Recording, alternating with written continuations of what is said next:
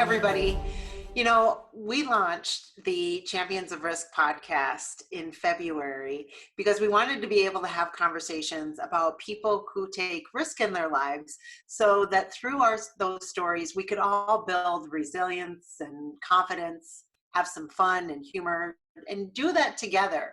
Little did we know, a few short weeks later, we would all be faced with the COVID-19 pandemic. And so now even daily tasks can feel a little riskier than they did just a couple of months ago. So I've had a lot of conversations with people, and there seems to be this theme of kind of, hey, can we strive and thrive at the same time? And the good news is that we can. And we've got somebody with us today who is going to help us. She's a resiliency expert. And so we are just going to have a lot of fun today. I want to introduce you to Jenny Evans. She is a dear friend. She's live from San Diego. And a Minnesota native, but she is so much more than that too. She is badass. She is funny. She is so brilliant. And she's a resiliency expert. She speaks all over the world. She's a renowned speaker. She's been on the TEDx stage. She is a subject matter expert for Optum and also the Big No digital courses. She's an author. She has this great book that everybody should take a look at and read, and we'll put a link on it. It's called The Resiliency Revolution. And so Jenny is going to really take some time today and talk to us about what's going on with us right now when we're getting stressed out. First, I want to introduce Jenny. Hello, welcome. And how are you doing? Hi, it's so good to be with you. Thank you so much for inviting me to be on your podcast. I'm laughing as you're talking about all the stuff that I do. I'm like, that's all the stuff I used to do, travel the world. Now I just travel my living room. So the question, how am I doing, is, God, it's such a good question because every day is just so dang different lately. And I think all of us are sort of vacillating and oscillating between having fun and seeing this as an opportunity for creativity and disruption and invention and a chance to do things really differently in our lives. And then there's days where you're just I just want to eat my face off. I want to drink my face off, or I want to crawl in a hole, or I want to be really crabby. And it's kind of funny how quickly sometimes those things can change. But I also know that I have so much to be grateful for, and that I'm very lucky, and that there's a lot of people out there who are having some much bigger struggles and a much harder time than I am. So I'm feeling very grateful, honestly. Yeah, that's such a great point, that when there's nothing else that we can do, we can stop for a moment and think what's going well. And so like you mentioned, sometimes that 15-minute span where we're doing okay, we want to eat our faces off and we're wondering what's going to happen next. So what is going on with our minds and our bodies? Oh, what's not going on with our minds and our bodies? So a lot of it is honestly has a chemical origin. So we've all been under a lot of stress. Some of it's been great stress. Some of it's been really horrific stress, but all of it comes down to chemistry. And there's these chemical changes that radically change our physical being. So maybe some of you guys have noticed your sleep has been disrupted. Yeah, you are wanting to eat and drink different things, energy levels, but it also changes our brain in so many really kind of crazy ways. But one of the biggest things that it does is it actually brings this primitive caveman brain front and center. And I like to call this part of our brain Sneaky Pete. And Sneaky Pete is very animalistic and instinctive, and he's rude, and he's really negative, and he's always looking for problems and why change is bad. And he's hardwired to honestly always be looking out for danger, because this part of our brain's job is designed to protect us and to keep us safe. And we have so much access to information than ever before. And so I kind of feel like at the beginning of this pandemic, Sneaky Pete was just like feasting at the fear buffet 24/7, which was just overloading our stress systems. I know for me, the first couple of weeks of this, I was trying to decide, okay, what's been more stressful, like transforming my business to virtual online in less than a week, or when I divorced my husband and got a wife instead. I'm like, they were both actually pretty freaking stressful. Those are two huge extremes.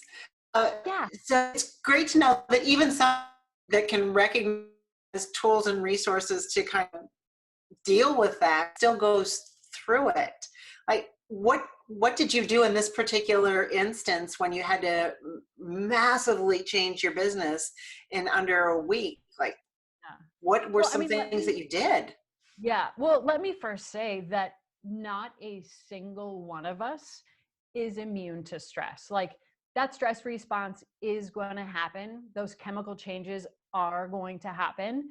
But what we can step in and control is then doing some things to change our chemistry back into an ideal state. So, I'm going to be honest. There was for that, week and a half to 2 weeks, I was not sleeping at all. And so I had to get super serious about my sleep game and my sleep strategies. Like I've never been a really great sleeper, and I've had a lot of strategies that I've used. Those strategies were just not working. Mm-hmm. So two of the things that I did to really up my game was every night before bed, I would just do a brain dump, and I would get notebook and pen and paper, and I would just write everything that was on my mind, from like the really big important things to the stupid inane things, and just start thinking about what are the things when I wake up I'm going to start thinking about, and I'm just going to put them all out on paper. And that was just really cathartic to like literally write until my brain was like, it's empty. And then I started meditating before going to bed to just really stop my mind from being in that really, really racy state. Mm-hmm. The other thing that I did, I had started sort of cleaning up my nutrition before this whole thing happened. So you mentioned I moved to San Diego. It's been awesome. And I feel like every day is a vacation, but I've also been like eating and drinking like every day is a vacation. So a couple weeks prior to this, I had started cleaning up my diet, and I had debated, I'm like, is a pandemic the best time to be cleaning up one's nutrition? But I've actually really stuck with it and loved it because it has created this really tiny locus of control. And I also think like the flip side of that, because we're such extremists as human beings, that I would just be making it like Sneaky Pete, caveman brain would be rationalizing why it's okay to just eat total crap and drink more than usual. And so the sleep and the nutrition have really helped to try to correct my chemistry. Like I said, we can't stop stress from happening, but there's a lot we can do to change our chemistry and try to get Sneaky Pete out of the driver's seat. Okay, so are you telling us that we can actually kind of build a resiliency muscle, or what would you call it? Oh, for sure. I would say there's like an entire body full of muscles, both big and strong, that we can use to create resiliency. And let me say too, like, here's how I define resiliency. So number one, it's a chemical event. It's not just psychological. Number two, resiliency to me is training your body and your brain to recover from stress more quickly and more efficiently. So like I said, a lot of times we can't stop it from happening, but we can train our body to like transform our chemistry back to an ideal state. And then the third way I define resiliency is we can also actually raise our threshold for stress just so that we can successfully handle a lot more before that stress response is triggered. And that goes from, I like to give people a whole set of physiological tools of let's first correct your chemistry, because when we're stressed out, Sneaky Pete is in control. We actually don't even have access to our advanced brain where like the cognitive psychological coping tools reside. So first, we have to correct our chemistry. Once we do that, then we can start using some psychological tools for resiliency. Okay, I love that. So can we break that down a little bit? Can you help us with that chemistry piece? Because I don't think I'm alone. Or you're not alone. I know I feel this way too. Of there are some days where I just want to eat my face off and have a drink at 3. Yeah. So Well, you would wait till 3 o'clock. There was a day, I think it was 2:30. I was drinking Fireball whiskey and Diet Dr. Pepper. And I was like, this is the greatest Corona cocktail. This is the only things that we have on hand. And I was like, I'm doing this. It's 2:30. I don't care. oh my God. The Okay. fact that you wait till 4 o'clock makes you the better, stronger person. No. I have to play tricks on myself. So um so help us all with that chemistry, because if we can find a pause button, we can save us from ourselves a little bit. Oh, yeah. Okay, so one of the biggest chemical changes that happens during stress is the body releases cortisol. And cortisol actually does do a lot of good things in relation to the stress response. But you guys, what the stress response is designed to do is to fuel our bodies for either fighting or fleeing. And what those two things have in common is they're a short burst of intense physical activity. Well, right now we're all trapped inside. We don't have access to a lot of the things. And so, like, cortisol is just being pumped out in these massive amounts, and we're not burning it off by getting any sort of physical activity. But a short burst of intense physical activity mimics the fight or flight response, and it burns off the cortisol, and then it pumps out the bliss molecules, endorphins, which is a morphine like substance, endocannabinoids, it's a cannabis like substance. We get dopamine, just like these bliss molecules that actually like calm us back down. They neutralize all those negative side effects of cortisol. So one thing that I talk to people about is 30 to 60 seconds of intense physical activity. So do some burpees, do some push-ups, do some squat jumps, like jump rope, but without the jump rope. It sounds too good to be true, but trust me, you guys, I'm a scientist. I poured over the research journals. Like, that is how, one of the ways that your body produces the bliss molecules. From a nutrition perspective, cortisol actually makes us hungry for high fat, high sugar foods, because again, fight or flight response, our primitive hardwiring, our ancestors, food was really scarce. They did a lot of fighting, they did a lot of fleeing. So cortisol did us all a favor by making us really hungry for those fatty, crunchy, chewy, creamy, dreamy foods. So chemistry affects our nutrition choices, but on the flip side, a lot of our nutrition choices affect our levels of chemistry. So there's a ton of nutrition strategies that we can be using to just minimize. Like, the last thing that we want to do is inadvertently be adding more stress to our system by our nutrition choices. Do you want an example of Well, one? yeah, I want to take a personal example, because I actually know when I'm being reasonable that I will want sugar and I'll eat it and I'll feel better, but I'll feel like I have a hangover the next day.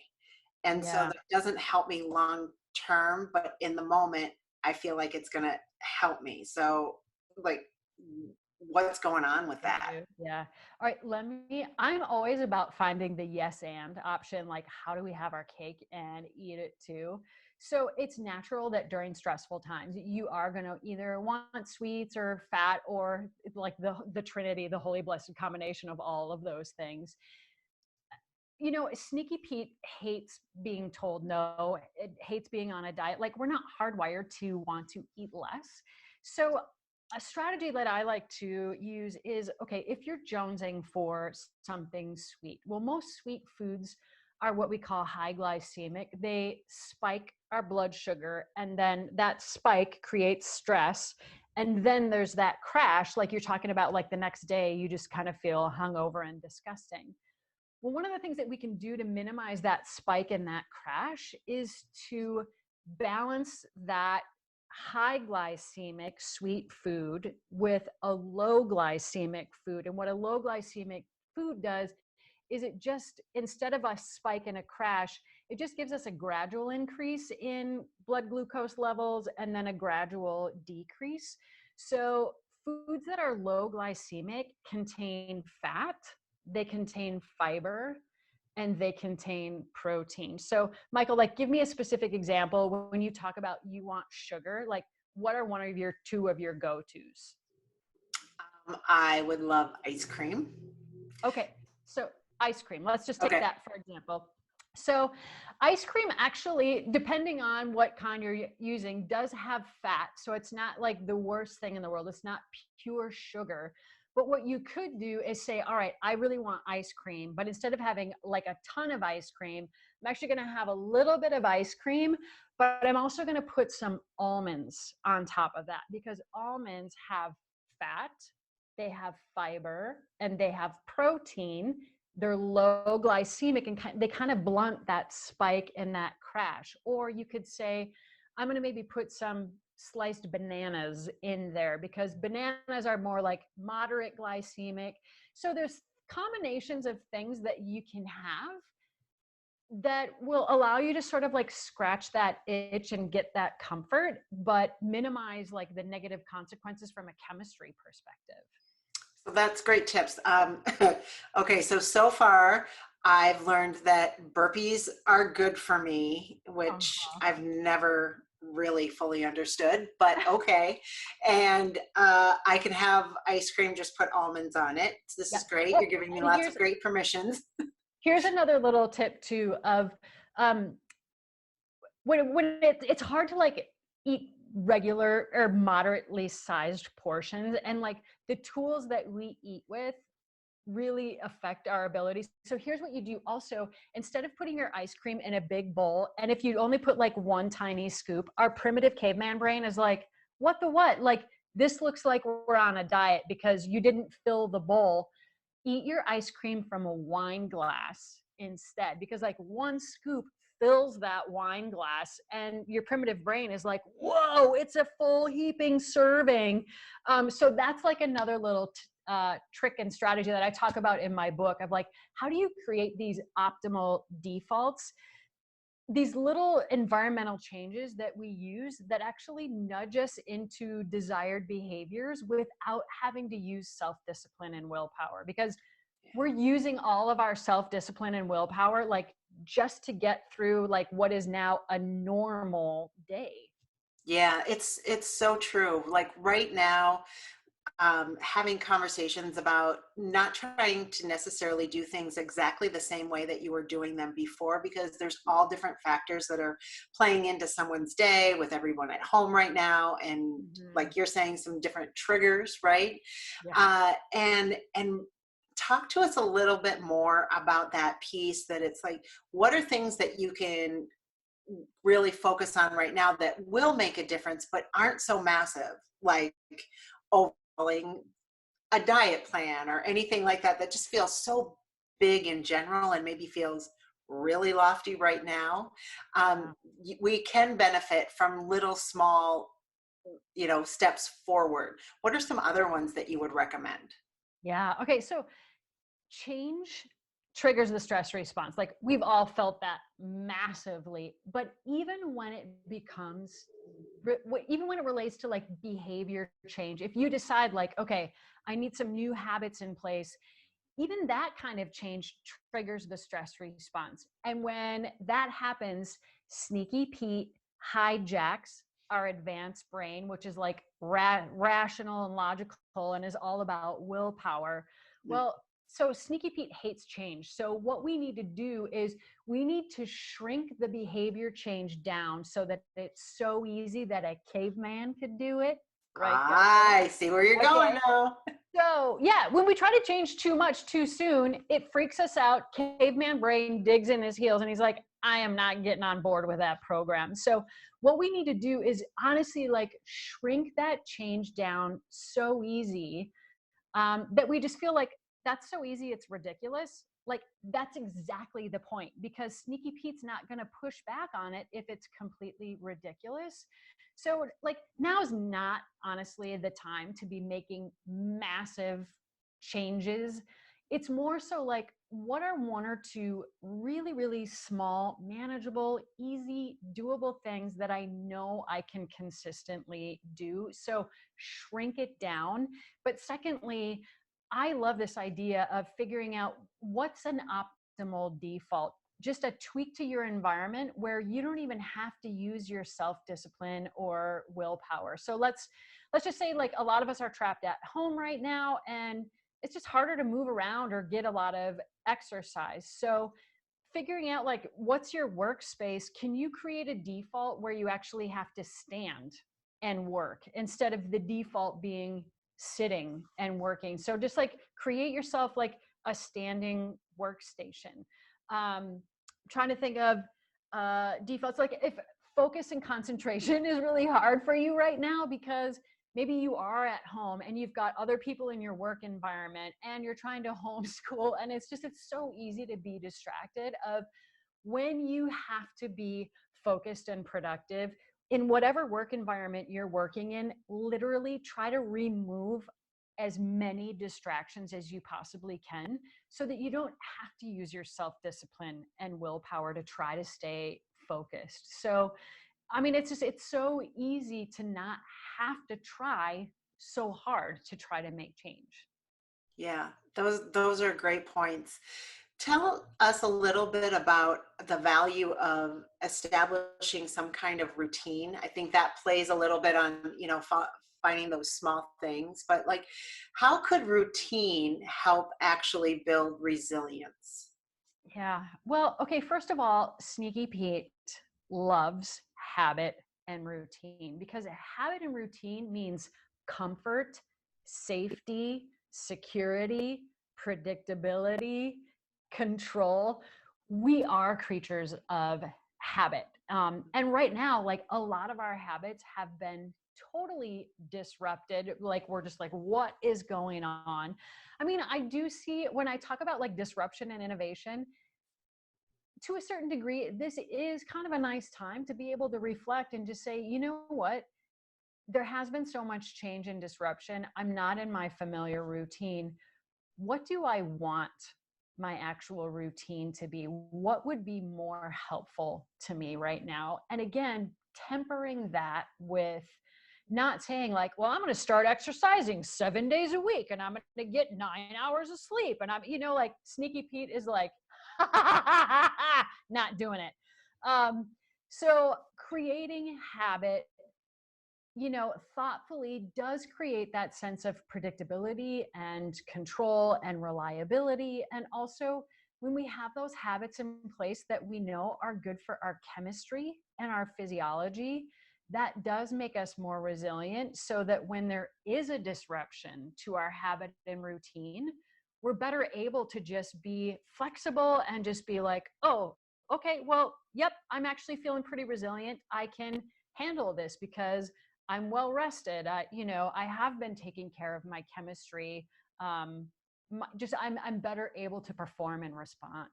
Yeah, that's great. Thanks. I would love to talk to you a little bit because around some of the life choices that you've made where you felt like you've taken a big risk in life, because I do think that through this, you are leading by example. You've had these tools and resources for a long time. You have a degree in kinesiology, you're a physiology expert, right? And so, could you share a time in your life when you felt like you've taken a big risk, and how did you determine to take it, and what was the outcome of it? Because I want to see like how you actually used your tools. Yeah.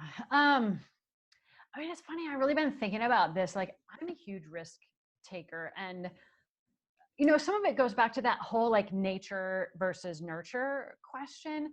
Like some of us are more hardwired to want to take risk. Like I'll tell you, I'm always that friend. I've always been that friend who says, you know what we should do? Like I'm always the instigator. Come up with like these kooky ideas and just like, let's do it. So I do think part of it is kind of like in my DNA. But when I think about, I've taken a lot of risks in my like as an entrepreneur, you're automatically signing up for a lot of risk. Um, Even, personal decisions, like I said, like, I don't know, leaving a husband for a wife, moving to San Diego. Um, you know, I just think like the one that's most salient to me right now is, so I travel and speak for a living, and like overnight, my calendar just evaporated. $0 coming in for the foreseeable future. So what do you do? I mean, like immediately I was like, well, I'm going to need to pivot my entire business model to being online. Well, like, what do I know about that? Nothing, but I can figure it out. I mean, I think that's the thing of, oftentimes we get really overwhelmed by risk and challenge because, again, Sneaky Pete freaks out because it's so big and there's like all we see is this giant mountain and we're looking at the top. But I think if we just break it down into, okay, just what is the next right thing that I need to do? What is the first objective that I need to tackle? And just like, what's that first step? Make it doable for Sneaky Pete. You do that one thing and you're like, okay, I got that accomplished. That wasn't as hard as I thought I was. Okay, what's the next thing? And as you're doing that, it's bolstering your confidence and sense of self, and you're learning and you're expanding and you're, broadening your capabilities.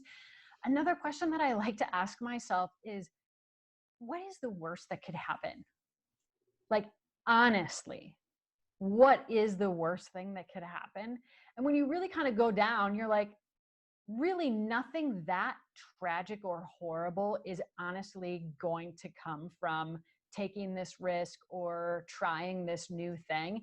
And even if something like bad, like how bad could it possibly be? Like, I'm a survivor, I will always land on my feet. Plus it's just going to make great content for another speech or another book.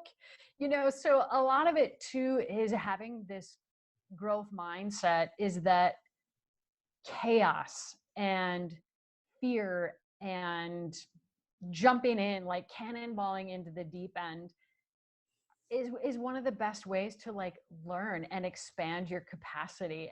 Like no discomfort, no growth. And I very much believe in a growth mindset. And the only way to grow at all is that we have to experience discomfort. It's a lot like a muscle. You don't grow a bicep by like, oh, that's okay, don't do it. Like you got to expose that baby to some hard times and some stress, and then when that you follow that with recovery, that's how we grow and that's how we get stronger. And that's a metaphor that always comes to mind too, of no discomfort, no growth. And I really stand for growth and opportunity. So Yes. yeah, it's part of my DNA, but part of it too is I see it kind of like as a sense of crazy adventure. And this is going to be a story, and it's going to get a little hairy at times, but it's going to make a great story.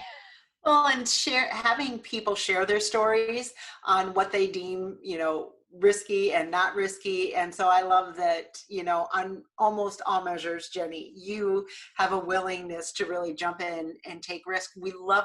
I want you to share a little bit more about this, because when people can hear these stories, oftentimes they can find something in themselves too that will help them gain confidence to take a step forward toward things that feel risky to them.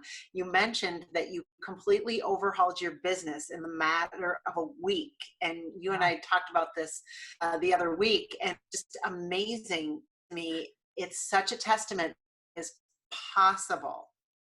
And so just, can you share a little bit about how you did that and what went into the determination that you had, I suspect, to just get it done and to get it done on a crazy timeline. Yeah.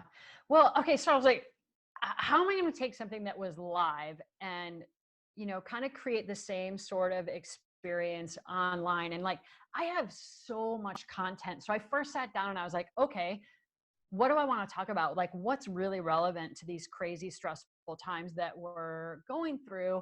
And I had been building this resiliency academy for leaders. And I had a lot of organizations that were really interested in it and excited about it, but nobody had pulled the trigger on it. And I was like having such a hard time selling this thing. And as I'm sitting at my desk and I'm looking up and I'm like, okay, how do I want to design this content? And my eyes landed on this resiliency academy. And there were 5 different pieces of content for this resiliency academy. And I'm like, there are my 5 webinar series right there. So I quickly just like copied, pasted, zhuzhed it a little bit, changed it. So I came up with the content and then I'm like, okay, I got to change my website. So I went in and like rejiggered my website. And then I put all that content into a PDF. And so what I did is I went through all of my current clients, potential clients, past clients, and I made a list and I emailed them all individually. So this was probably like 60 people to just let them know about, hey, right now your employees, they're all like all over the place and they're super stressed out. So how can you support them? So sent them an email with a link to the website with the PDF download. Um, and it's funny, Michael was like, so who helped you redo the website? And I was like, me. I'm the web designer. And you're like, well, who helped you from a marketing perspective? And I was like, me. I'm my marketing director. I'm like, a lot of you get this, especially if you're running a business. Like, you got to do everything yourself, and it's just like, okay, just figure it out and do the best you can. And here's the deal. Also, I was like, this doesn't have to be perfect. What's my minimum viable product here? Of like, it's just got to be like 85% done. So like immediately people were like, yes, we're going to do these webinar series. We actually want 8 series. We want 5. We want 1. And I was like, awesome. I'm selling things that don't exist yet. And it's funny because I have a friend who's also a speaker and she's like, that's not what I call that. She's like, I call that getting paid to develop content. And I was like, oh, I call that selling stuff out of my ass that doesn't exist. So I love the honesty in it, and it's true. I love, though, you had clarity. I want to stress this piece too, Jenny, is like, I don't care if it took you 5 minutes to find it or a day and a half. Like, once you had that clarity, you were flying.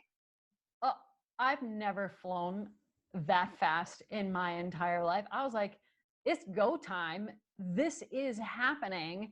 And so then I had to really quickly figure out like, what technology do I even have? And thankfully, I've done a little bit of video stuff in the past, but my wife's also a photographer. So luckily we've had this light setup and these cameras, and we were just madly like ordering crap off of Amazon because this is when it was like massive lockdown. So I was like, how are we going to get the technology, things that we need? Then we got everything and stuff was not working because we didn't have the right cords and we didn't even understand like the receiver for the video. Then I can't hear on the laptop. I mean, I was just drinking cortisol cocktails all day long. Like, you guys, my wife was like, you were vibrating. Like, that's how much stress and adrenaline I had going at the time. And so then it was like figuring out set design. We're in a 750 square foot apartment. How are we going to do this? And it's a construction zone. So there's like banging and stuff going on. And then it was also like developing new slide decks and PDF downloads and videos for people to do online. I mean, it was just, I'm feeling the cortisol just talking about it. But it was like, you know what? Like this is the new reality. I just saw this as this is a beautiful opportunity. My content, like, lucky for me, has never been more relevant than right now. And I just, Guy Raz has this great podcast called How I Built This, where he interviews really successful entrepreneurs. And at the end of every episode, he asks every person the same question: what percentage of your success do you deem to luck, and how much do you deem to hard work? And almost every person on the podcast, and these are hugely successful people, says it was luck, it was timing, even though they worked their butts off. And like, for years, if I've been listening to this podcast, I'm like, when the F am I gonna get lucky?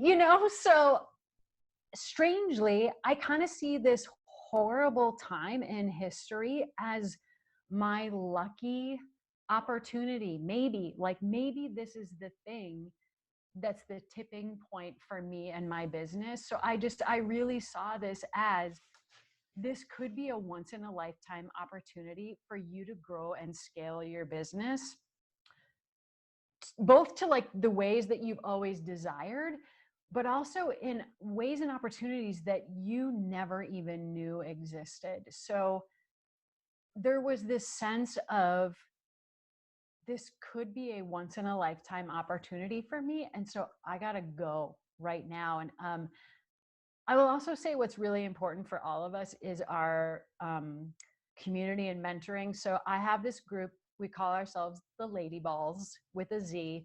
It's 3 other female speakers and myself, and we have these Zoom calls once every month. And so while this was going on, I was on these calls with them, and they're like, Jenny, what is the deal? Like, you are so stressed out. You look like hell. You sound like hell. And I'm like, yeah, I'm not sleeping. I've never been so stressed out in my entire life. And they're like, you got to slow down. You got to take care of yourself.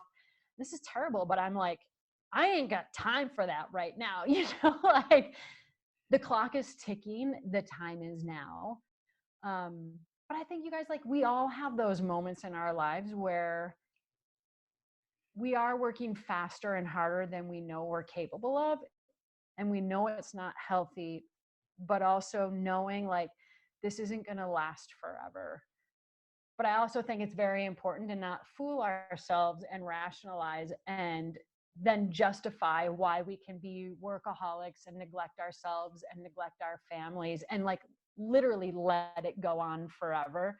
But I knew, like, just give me 3 weeks and hopefully I'll have my feet back underneath me and I'll be back to just like regular levels of stress instead of the insanity.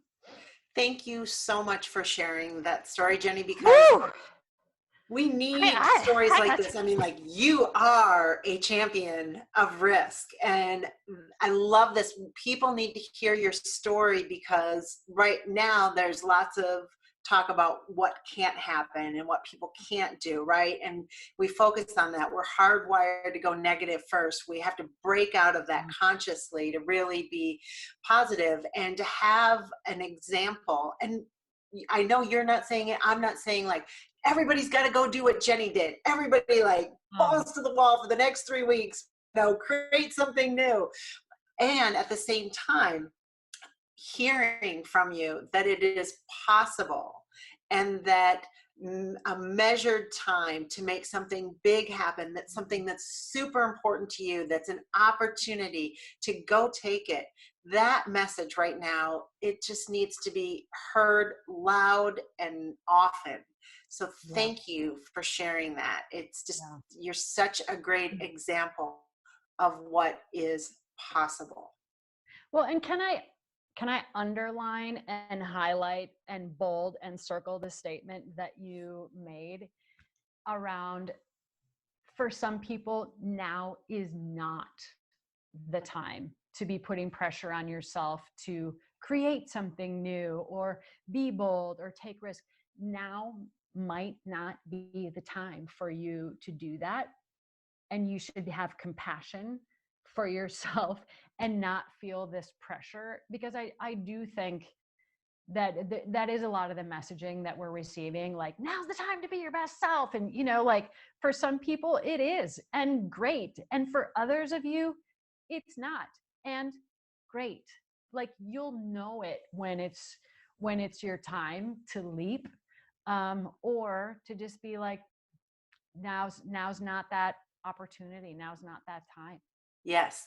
And people will be able, when they're listening to this, pay attention to what's going on in the body. It is like, listening to this story, does it create stress or does it create hope? And there's value in both of that. So Yeah. again, I really want to thank you for sharing that story. And Jenny, you've got so many great resources and messaging that people, I would like them to know how to find you. So where can we follow you and how can we? Yeah. Okay. So really where everything lives is my website, which is jennyevans.com. So these resiliency webinars that I've been doing, I got to say, like, I really am kind of having a blast of how to keep things high energy, engaging, unusual, fun. So if there's no stage, there's no problem. I'll totally come to you wherever you are. Uh, there's my book, The Resiliency Revolution, Your Stress Solution for Life, 60 seconds at a time. Again, it's all about how do we shrink things down into micro strategies for transforming our chemistry and becoming more resilient. I also have a resiliency training tool. It's called Hit the Deck, that kind of mimics that fight or flight response, ways that we can get that short burst of intense physical activity that changes our chemistry. And you can do this anytime, anywhere. So you can do it in your house, in your living room, in your garage, wherever you happen to be sequestered right now. My website, I have articles, blogs. You can find me on all the social media channels that exist. I'm not hard to find. So I'd love to hear from you. I'd love to connect, help you in any way, shape, or form that I can. And I also do executive one-on-one coaching as well. That's great. So thank you, Jenny. I really appreciate you taking the time. It's always great to see you, whether it's on a screen or in person. And as you know, I said before, you really just are a great champion of risk in my book. So thanks for being a guest on the podcast today, and thanks to everyone who listened.